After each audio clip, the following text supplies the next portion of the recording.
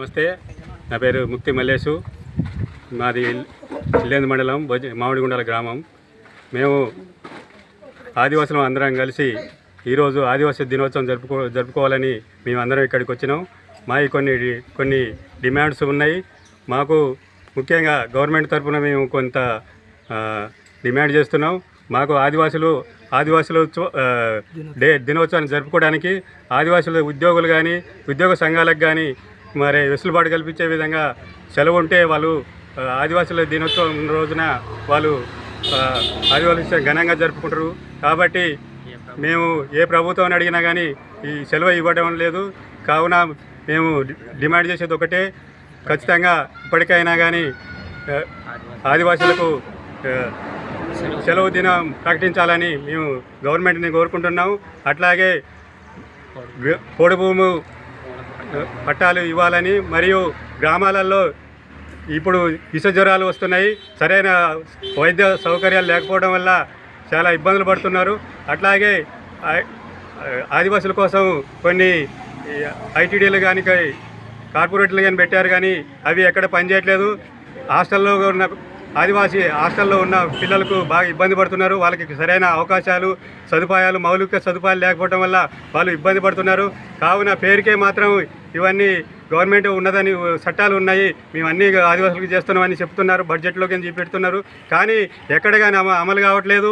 ఆ విధంగా ఇప్పటికైనా దాన్ని అమలు చేయాలని మేము డిమాండ్ చేస్తూ ఈ అవకాశం ఇచ్చిన మా ఆదివాసులందరికీ ధన్యవాదాలు.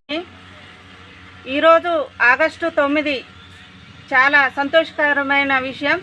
ఎందుకనంటే ప్రపంచమంతా ఆదివాసీ దినోత్సవం జరుపుకోవడం జరుగుతుంది.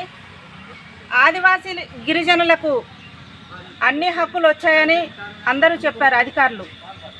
హక్కులు వచ్చాయి నిజమే, కానీ వాటిని అమలుపరచలేదు. వచ్చింది మాత్రం వాస్తవం, కానీ వాటిని అమలుపరచడానికి మాత్రం ఆదివాసీ గిరిజనులకు వాళ్ళ దగ్గరకు పోయి ఎక్కడ ఏదుంది, భూమి ఎక్కడుంది, ఇల్లు ఎక్కడుంది అని సర్వే చేయడానికి మాత్రం గ్రామాలలోకి ఒక్క అధికారి కూడా రావట్లేదు. అంటే గిరిజనులు అంటే అంత చులకనగుంది ఒక్కొక్క అధికారికి. కాబట్టి మేము ఈ ఆదివాసీలకు సంబంధించిన విషయాన్ని కాబట్టి ఈరోజు మాట్లాడాల్సి వస్తుంది, కాబట్టి మాట్లాడుతున్నాం.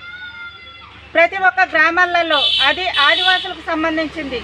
గుట్టల్లో కానీ ఇంకా వాగులు వంకలు ఏయున్నా కానీ ఒక బ్రిడ్జి లేదు, గ్రామాలలో రోడ్లు లేవు, సరైన ఇల్లు లేదు, ఇంటి స్థలం లేదు, పోడు భూమి పట్టా లేదు. ఇప్పటికీ కూడా కలెక్టర్ ఆఫీసులు చుట్టూ తిరగడం సరిపోతాం. ప్రభుత్వాలు మారినా కానీ గిరిజన సమస్యలు మాత్రం మారలేదు. కాబట్టి ఇవి ఖచ్చితంగా ప్రభుత్వం దృష్టికి ఇన్ని జరిగినా కానీ ఇన్ని సంవత్సరాల నుండి ఆదివాసీ దినోత్సవం కొమరం భీం గారు చేసిన ఈ ఒక్క పనికి మంచిదైంది. ఎందుకనంటే ఆదివాసీకి చట్టం వచ్చిందని అన్నారు, వచ్చిందన్న మాట నిజం, కానీ ఈ అధికారుల దృష్టి దాకా వచ్చేసరికి ఏమీ లేదండి. ఆదివాసీకి సంబంధించిన పనులు మాత్రం ఒకటి కావట్లేదండి. నేను ఒక గిరిజన బిడ్డని. ప్రతి ఒక్క గ్రామానికి కూడా దయచేసి మేము కోరుకునేది ఒకటే, ప్రతి ఒక్క అధికారి ప్రతి ఒక్క గ్రామం తిరిగి మాలుమూల గ్రామంలోకి వెళ్ళి ఏ గ్రామంలో ఎవరికి ఇల్లు ఉన్నది లేదు, ఏ గ్రామంలో రోడ్డు ఉన్నది లేదు, ఏ ఊరికి బ్రిడ్జ్ ఉన్నది లేదు, వాగులలో పడి చనిపోవడం కూడా జరుగుతుంది.